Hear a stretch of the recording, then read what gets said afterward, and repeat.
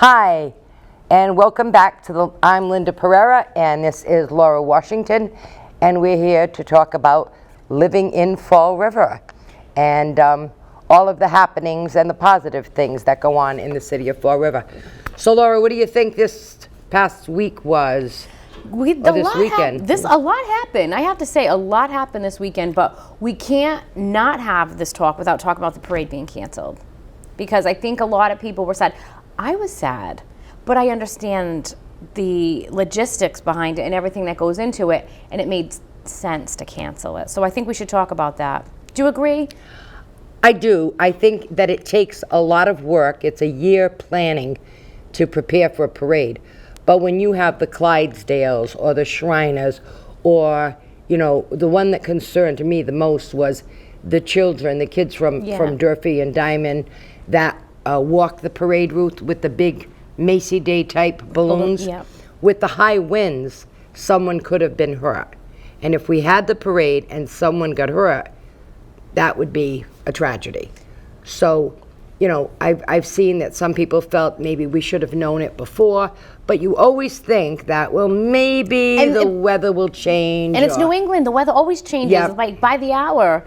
So, and then I was thinking, look, we're in this new world of COVID. So if people get sick and our vulnerable population that, sit along the parade route and watch and are dedicated, that probably would have sat out there in the rain, if they would have caught the flu or would have got COVID, it would have been a tragedy. So it was the best thing to do to cancel it. So, but then it leads to, should we have rescheduled it? And you can't. And if you don't understand what goes on behind the scenes, then of course you would say, well, reschedule it, but you can't, because many of the participants are volunteers and they donate their time. They donate these big trailer rigs, these flatbed trucks, tons and tons of people, and you just can't ask people, well, we're going to do it tomorrow, or we're going to do it and businesses lose money, or people that are paid to do it, they book out, like the Clydesdale horses and stuff like that. They book out other venues and other parades all season long, so you just can't do that. So unfortunately this year. No, it's very, very sad. But then again, we did have a lot of other things going on. CD Rec didn't do the parade on Saturday, but they did the event at the CD Rec office, which used to be the old courthouse. And I drove by and I saw plenty of people going there, which was amazing. And then my daughter Shelley has done, this is the 4th year, she met a little girl, Lily, and Lily has stenosis, which is a disease whereby your body doesn't process protein. And she said to her, the first time she met her, what can I do? She said, we need to get money. So my daughter said, well, how much? She said, 5. So my daughter went to give her $5. She said, no, 5,000. So this is the 4th year in a row that she's had a chili cook-off, and this year she raised $5,300 and some dollars. And Lily's grandmother and grandfather manned the door, handle all the money, do all of that, raffle prizes galore. And the day before they had at Eagles, this was at the Eagles, and on Friday night at the Eagles they had a get-together to raise money for toys for Angels Anonymous. And they had a buffet. And the buffet was incredible. It had a list of all of the restaurants that all of the food came from. So restaurants donated, chicken wings, pork and little necks, macaroni salads, steak chips. And it was all of our local restaurants. So that's the one thing that I love about Fall River. People come together to help one another. Oh, but I went on Saturday night. I call it the Portuguese Toys for Tots, raising other money. George Ferreira, Mark Dennis sang, and it was a beautiful venue of Our Lady of Light down on Our Lady of Light Band. So many people were there, bringing toys, donating toys in our spectacular Portuguese fashion. It was beautiful to see. That's my city. How about the tree lighting? How beautiful was that? It was freezing, wasn't it? It was the amount of people, I said, this is my city, these are my people. So the tree lighting was beautiful. I was down giving toys because the city gave out toys, and good toys. Hundreds and hundreds of kids. Santa was there. They were taking pictures with Santa, free hot chocolate. There was so many people. And this droves of people came out in that freezing cold. It was freezing. It was freezing. I was there like you, and Andrew was there. Andrew I did was see there. Andrew. Yeah, Andrew was there. But it was so cold. But yet there were so many people. They had a couple of food vendors, which was great. And I couldn't believe it. I think the Grinch was there, and that was incredible, the number of kids that were there. And they were all bundled up with, mittens and gloves and scarves, and that's Christmas. That's, the winter season. It reminds me, you'll remember this, when I was a kid, my parents took us to all the city events, and we would go to the hot chocolate follies. Do you remember that, down at Heritage State Park? That was put on by, God rest his soul, Lenny Kaplan started that. And I remember we would look forward to that every year, the hot chocolate follies. Growing up, we didn't have a lot of money growing up, so and this is why I think I have such a love for the city.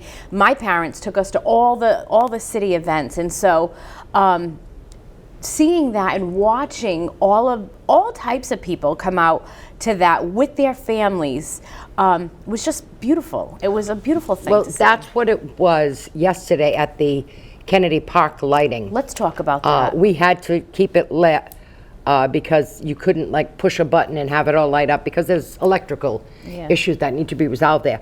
But it was amazing. And the 4 selfie stations, 2 of them, the one that's a globe and the one that's a wreath, that was done by the metal fab kids from Diamond. And I said, please put a sign so that people know who made these.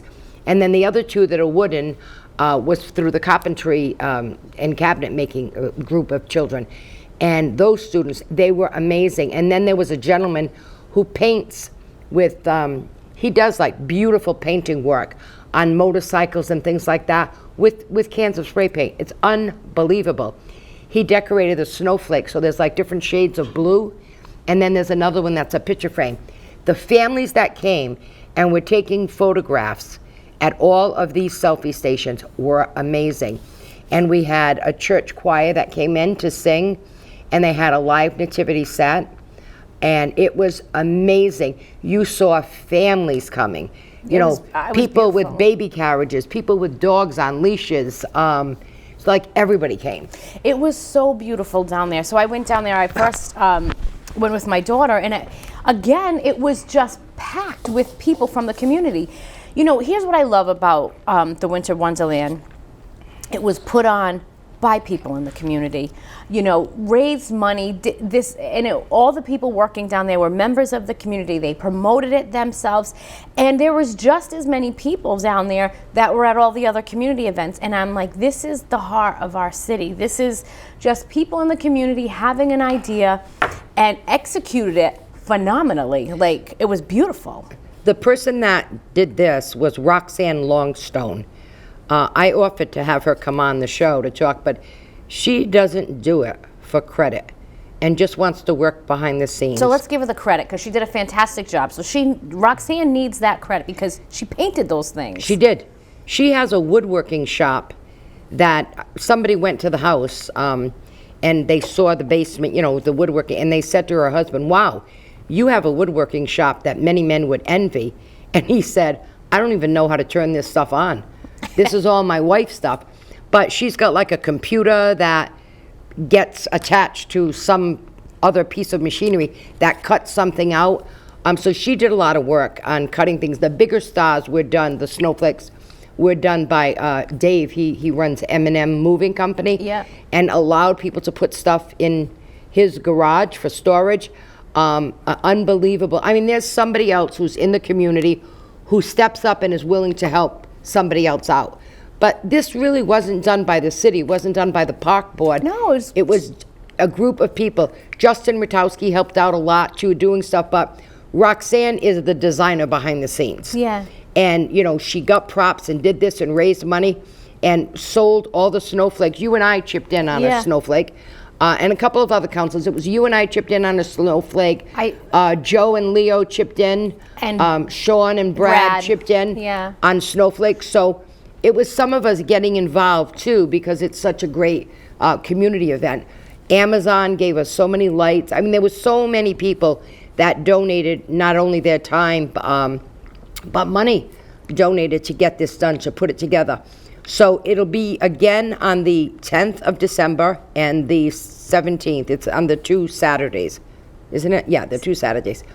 And there's lots of surprises, lots of surprises. It was absolutely beautiful, heartwarming. Like, you know, the planning that goes on behind the scenes, the dedication that Roxanne has to execute that.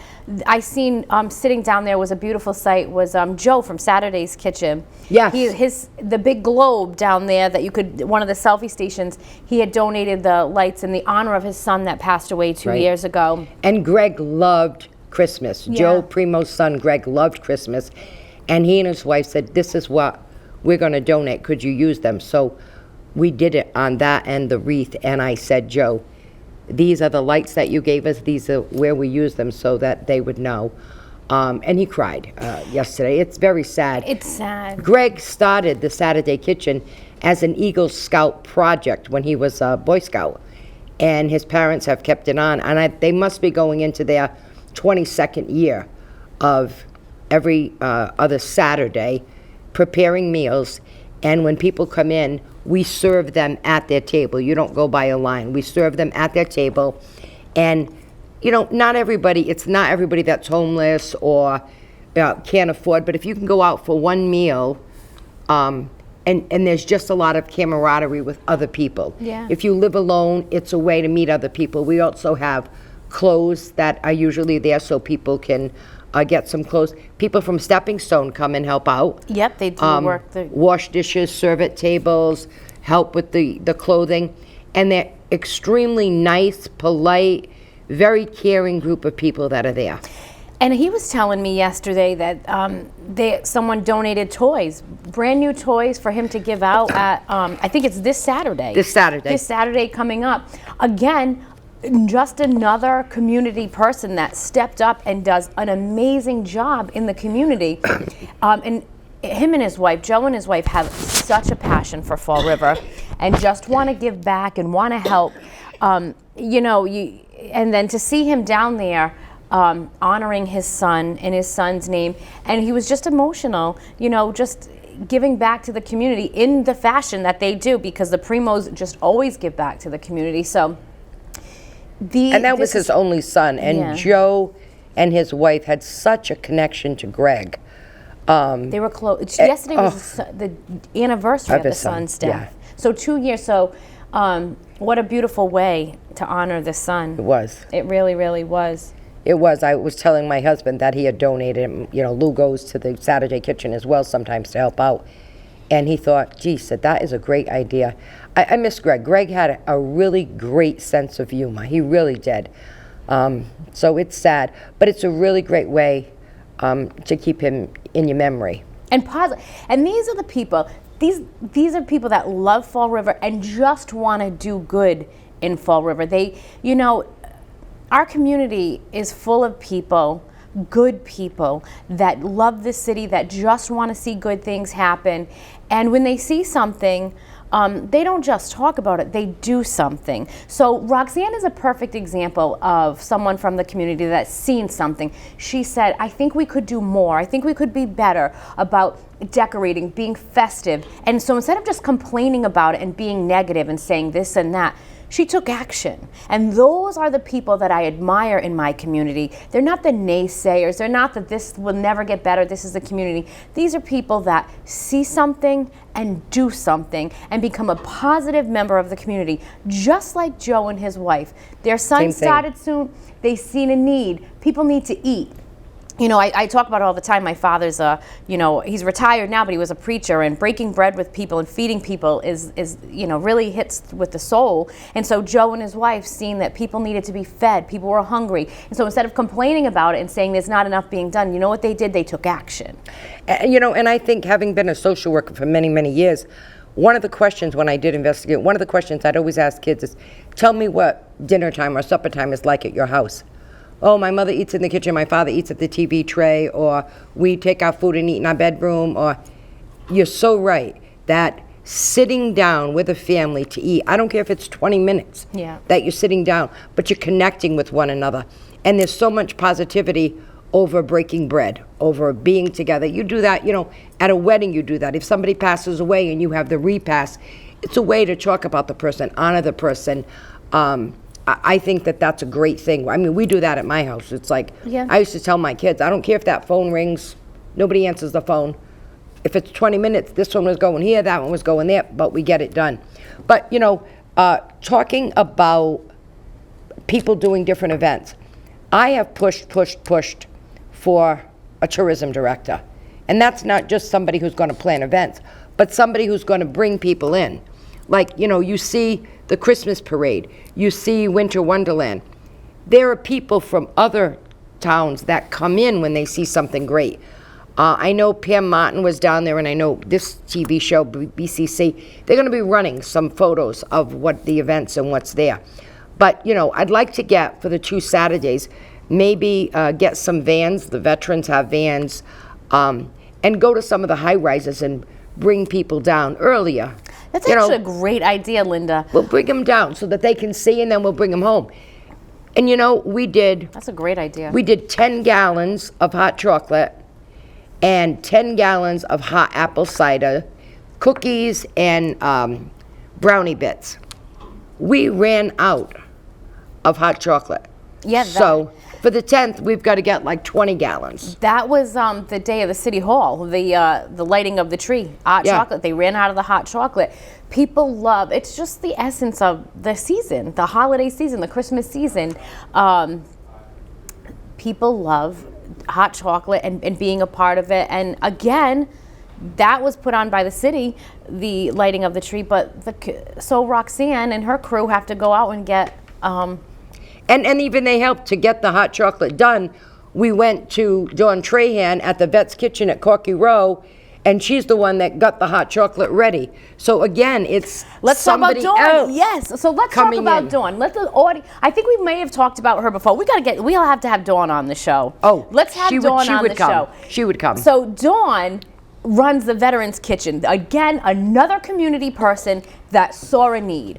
They said, we're not doing enough for our vets. So instead of complaining and all they do is complain, she said, I'm going to take action and I'm going to do something about it. And she does a phenomenal job at her Vet's Kitchen. They rent out the Corky Row. They are an established nonprofit. And they feed our veterans. Listen, our World War II veterans, our Korean War veterans, our Vietnam War veterans, our Iraqi War veterans, they're all down there and they eat. How many times a week do they do that? They do it every Wednesday, and the food that they have is prepared by 2 individuals, Chef Sally and Chef Rob.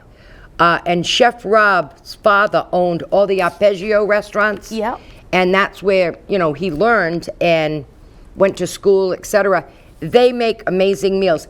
He sponsored one of the chili cook-off sites, and his chili was so good, and it really had a kick. And he said he made it with beer, but he wouldn't tell me the secrets. They never tell you the secrets.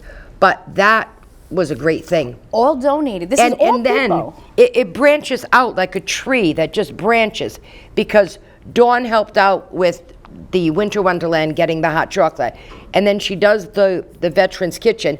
But then when they have a big meal, it's Father Rob over at the church. Another individual. Him and his wife should get a key to the city. They should to everything that they have done. They're involved in everything. They're really involved. They are everywhere. They come to every event.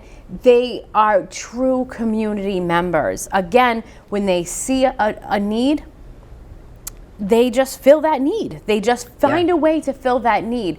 And I think that to me is that's Fall River. But with them, they allow us to use the hall there all the time with the police department when they do the toy drive for kids. Yes. So what do you know what day that is that we're going to be wrapping? I believe it's the 17th. That we're going to be 17th. wrapping. So there have been multiple fundraisers to do the big toy drive for the kids around the city that the law enforcement does, the police department, law enforcement families helping the community. And Father Rob donate, he's a big part of that. I mean, they use their kitchen, they use their hall, he's just involved in everything. And then that's like the hub of them where they go wrap the presents. And then from there, the law enforcement and all the community members go out into the community and give gifts to the people. They'll bring a bag. They'll bring a bag with a family name on it or whatever. So you take that bag and you wrap all the presents in that bag, put it back in the bag.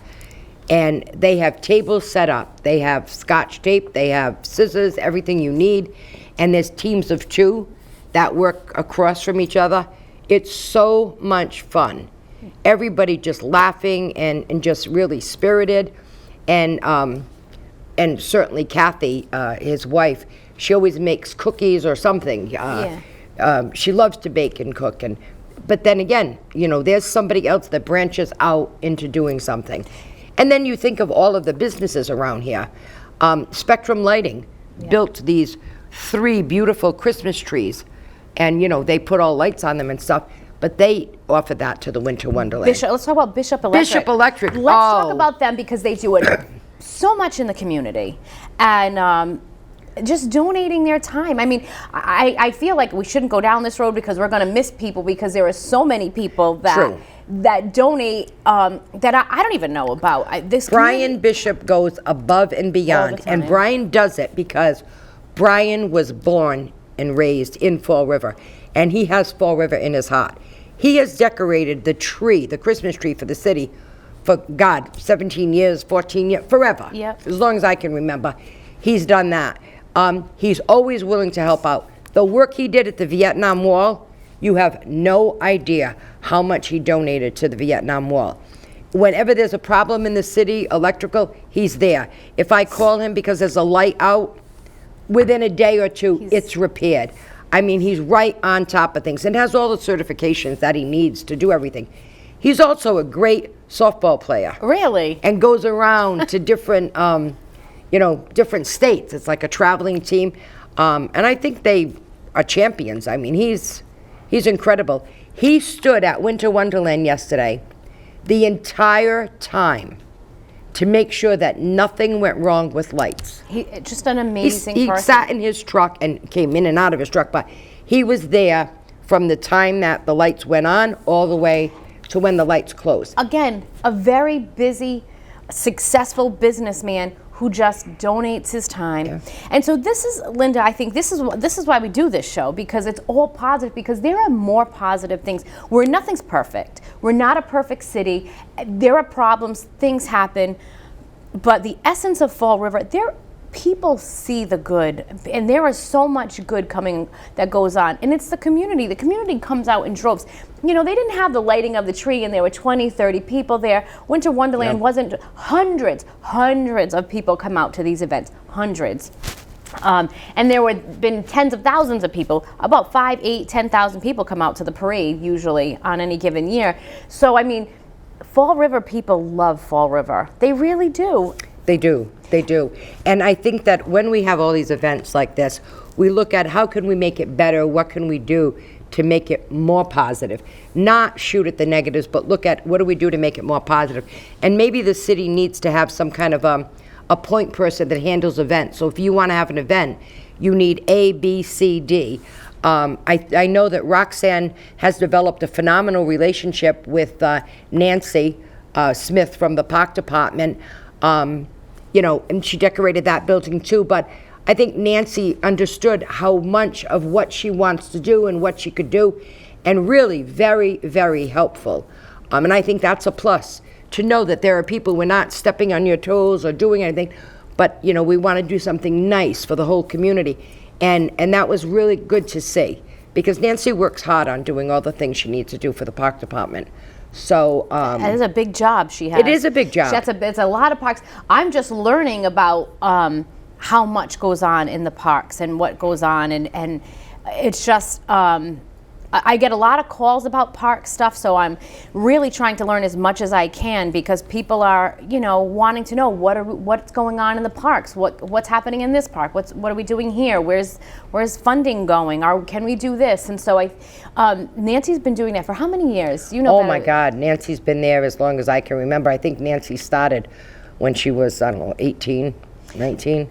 So she started very young. She's been, when Carlton Viveris was there, she was there. So she's been there for a long time. A long time. Again, just another person that does a lot within the community and gives And there's other parks and playgrounds that the city has created, like the Paul Poulos one near Maple Gardens. That was a new park. There's just new areas that come, new things. Mike Dion, of course, works tirelessly at getting community development money to redo things. We redid the Kathy Assad Park, the Damaris Playground up on the top of Pleasant Street, and Quikasham Street, the Kathy Assad, and they're beautifully done, done. And then there's some parks that people aren't doing baseball as much. You can't get coaches or what have you, or people are looking at other kinds of things. But some of those parks, we may be converting them into a soccer field or a football field or something like that. Or the splash pads. I mean, the beautiful splash pads. The pickle parks. Yeah, that's a new thing I'm learning about, Linda, because I'm like, people keep talking about this pickleball. I don't know what they're talking about. So I've learned that this is a new thing, this pickleball thing. Pickleball is, the court is smaller, so you don't have to run as far, and you get a bigger thing. Like, it's like a version of tennis or badminton. I don't know. It's a combination. But it's a new thing. Everybody wants these pickleball parks. I've learned about that. People call about that. So it's just, but again, a lot going on in the city. And I want to say, because people will say, oh, they just talk about the positive. Yes, that's what we do. We talk about. But there's a lot. But there's a bunch of stuff, like so many people now, for example, are into the pickleball. Can we have a pickleball playoff where people come and play pickleball, and you have semifinals and finals and do something like that? Volleyball, lots of people like to play volleyball now. Do we need nets and things at a volleyball area so people can play? Park department needs to look at recreational activities for the community. So we need to look at what are the things that the community really wants now. Fishing. I'm a big into fishing. I love fishing. I have to say, didn't you do there was some type of fishing tournament that happened, I think, down at Dave's Beach. Yeah, we did one at the family picnic area. Yeah, family picnic We did one there. But I will tell you, if we did one at Dave's Beach in the Watuppa, do you know that has the best bass fishing in the Commonwealth of Massachusetts? Really? Yep, and people pay to enter a tournament. Do they do a tournament down there? They do. You know who knows a lot about that? I don't know if they do one there, but I know you know him, and maybe we should look at something like that for the summer. Larry Ferreira. Oh, really? Yeah, talk to Larry, and I think that, we're looking at different things to do to keep the community going. We'll have to get maybe Larry will come on. Maybe. Get him on and talk about. I mean, I think that's a big, great family event. Yeah. But Linda, this is the show. It's early. It's not when you're watching it, but it's early when we're taping it. Yeah, we tape this at 8 o'clock in the morning. 8 o'clock on Monday mornings. Yep. So Tough. It's tough, but I look forward to it. We do it, and I look forward to it Me too. because I want the people at home that do watch this to know that, there are so many good things happening in Fall River. And the community loves the community, and they really do. They love each other. They come out in droves. We've witnessed that over the last couple of weekends, the last couple of weeks. How many Fall River people? And the 16th, because we're not going to do a show before that, but the 16th from 6:30 to 9:30 is Serendipity. The tickets are $10. Yes. And Javier Colon, who was the winner of The Voice, will be here performing at Durfee. So, come. If you need tickets, call the mayor's office. Call the mayor's office. They can get you tickets. If you can't afford tickets, call the mayor's office. And thank you so much. We need to leave. We're getting a signal. We're ending the show. So thank you so much. And we'll see you next week.